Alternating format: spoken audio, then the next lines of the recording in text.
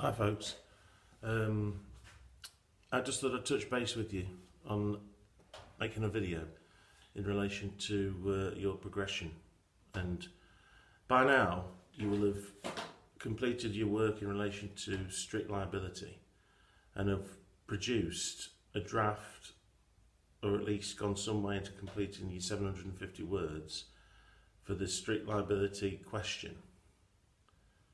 So you'll have one document on the assessment tab which combines both my elements of the assessment, i.e. the 750 word assignment, and Anna Garland's questions for criminal litigation.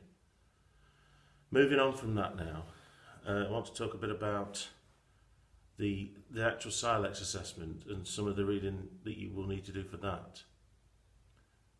So with the Institute of Legal Executives, their exam, which is it's a 1.5 hour exam plus 15-minute reading time, and I've looked through the past papers and they look very similar. So you've got different sort of formats of the questions. In section A, it's asking basic simple questions about criminal law. I'll give you some examples. Number 1, identify 2 requirements for criminal liability. So you obviously look at actus reus, mens rea, strict liability. Name 3 types of mens rea. So the hierarchy for mens rea is direct intent, indirect / oblique intent, mean the same. Recklessness, negligence, strict liability, and then as a bolt-on you could consider transferred malice. That's where a person has the actus reus and mens rea for a crime, but it transfers onto somebody else, i.e. somebody swinging a punch intending to hit somebody, the person moving out of the way, and they hit somebody else.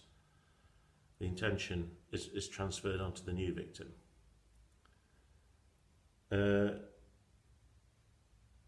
Here they're asking for 2 statutory defences to basic criminal damage. So when we come on to criminal damage, we'll talk about defences.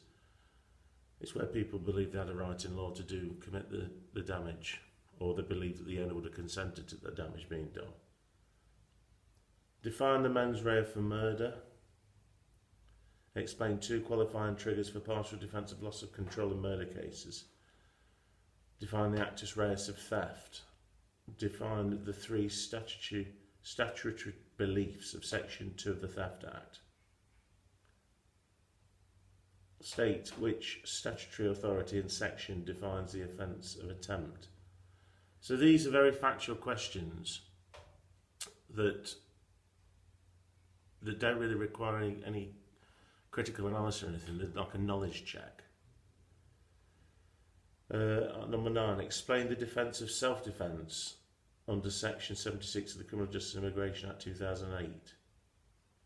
4 marks. So the range of marks go from 2 up to 5. So in the case of explain 2 qualifying triggers for the partial defence of loss of control, there's 5 marks available.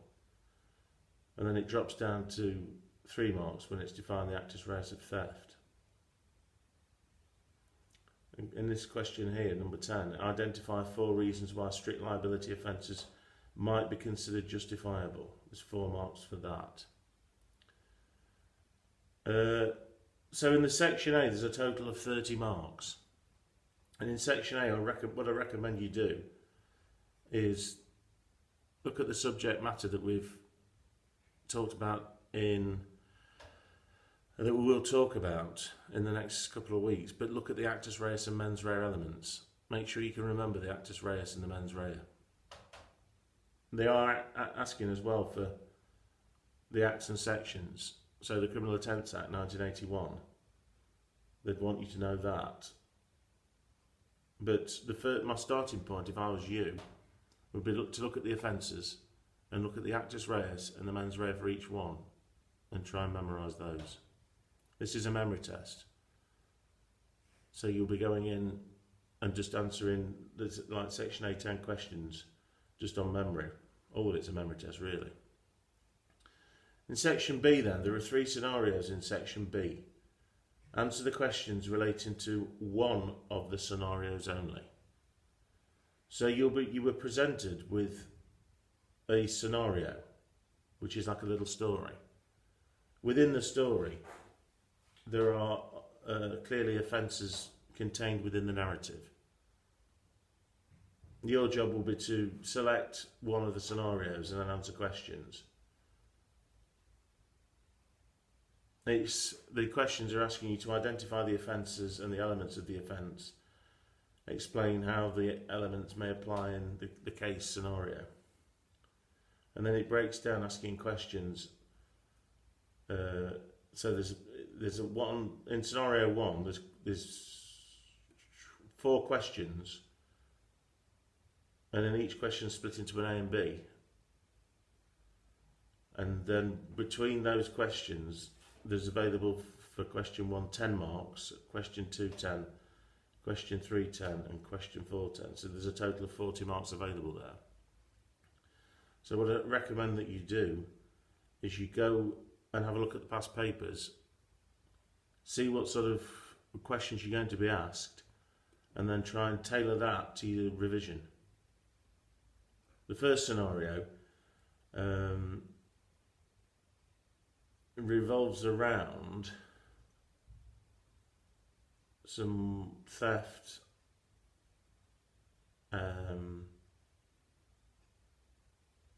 some damage, so like property type offences. So look at the second scenario. Again, seems to revolve around oblique intent, arson, murder, manslaughter.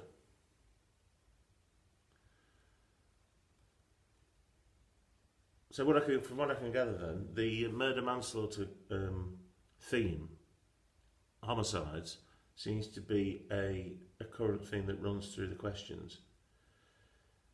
So it might be that would be an area for directing your study. There also seems to be an emphasis on criminal damage. So I recommend that you, after you've completed the assessment element on strict liability, you might want to then concentrate on the homicides, which is bulkier.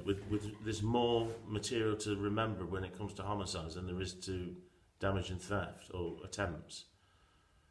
So I would go with the biggest, hardest subject first and study and read around homicides, which in this book, now I know, I didn't realise this. I was led to believe that you would get this book, or you would be given it by your employees, but I've been told that that's not the case. So what I'll do is, in relation to the murder manslaughter aspects, I'll try and stick as close as I can to this book when I produce materials for you. This is chapter 3, homicide, in this book. And it talks about homicide, murder, manslaughter. So I'll do something more detailed on that for you. But that's quite a big read. It's a big chapter.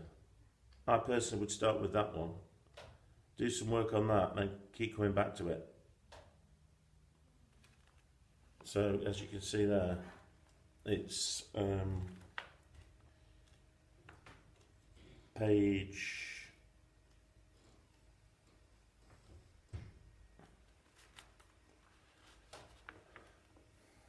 33. It starts at and finishes off at 58. So, first port of call, this is just tactical advice. Finish off the strict liability, start on homicide, and I'll do a special presentation on homicide, and I'll have a look at these questions again and tailor it towards that. If you've got any concerns, then just email me. Cheers, folks.